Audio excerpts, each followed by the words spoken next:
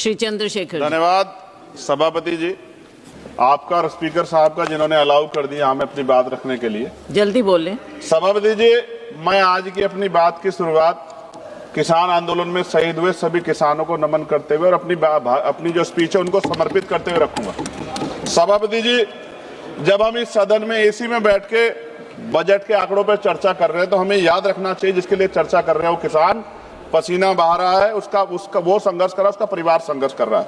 सभापति जी, आज भारत में लगभग 50% आबादी कृषि पर निर्भर है, लेकिन देश के कुल जीडीपी के कृषि का योगदान लगभग 15-16% है। इसका सीधा अर्थ यह है कि देश का सबसे बड़ा वर्ग जो हमारी खाद्य सुरक्षा सुनिश्चित करता है वह सबसे कम आय पर निर्भर है।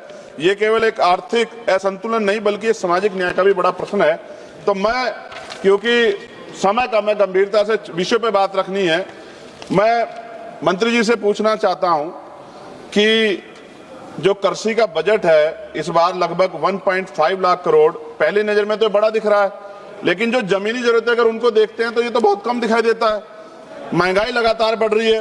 ये बजट किसानों की जरूरतों के अनुसार नहीं है बल्कि सरकार की प्राथमिकताओं के अनुसार है। इसको आपको देखना चाहिए। पीएम किसान योजना 6,000 रुपए देते हैं आप सालाना, अगर इसको सही देखें तो 500 रुपए महीना, 500 रुपए में घर नहीं चलता है।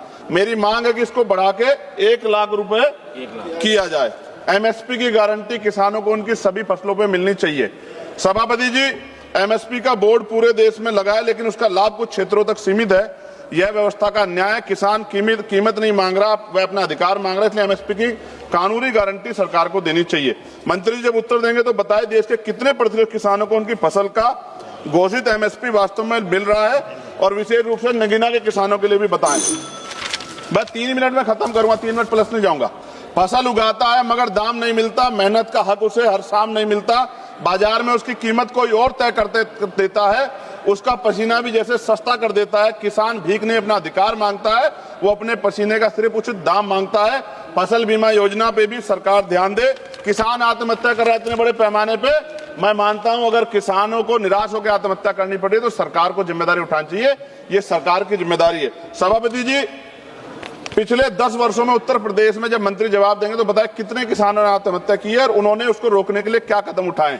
मैं अब अपने क्षेत्र की मांग करूंगा। नगीना क्षेत्र में किसान गन्ने से परेशान है, गन्ने के रेट से। मेरी मांग है, डबल इंजन की सरकार है यूपी में, यहाँ 500 रुपए किसानों गन्ने का मूल्य करना चाहिए। दूसरा, 14 दिन के अंदर उसको पैसा मिल जाए। आलू का किसान परेशान है, उत्तर प्रदेश को पर्याप्त दाम नहीं मिल रहा है। ईरान की वजह से, युद्ध की वजह से यूरिया जो है उसकी स्थिति खराब होगी। हमारे यहाँ पे कई नहरें जो जर्जर हो गई, समय पे पानी नहीं मिलता। अंत में सभापति जी, वो खेतों में मेहनत करके देश को खिलाता है, खुद अपने हक के लिए भटकता रह जाता है। वो वोट के समय सबसे पहले याद आता है, लेकिन बजट में उसको हिस्सा क्यों कम मिलता है? महोदय, एक ऐसी व्यवस्था जहां अन्नदाता सबसे ज्यादा परेशान है। मैं मंत्री से मांग कर रहा हूं किसानों की पीड़ा को हरे और किसानों को उनका उचित लाभ दे। धन्यवाद। जय भीम, जय भारत।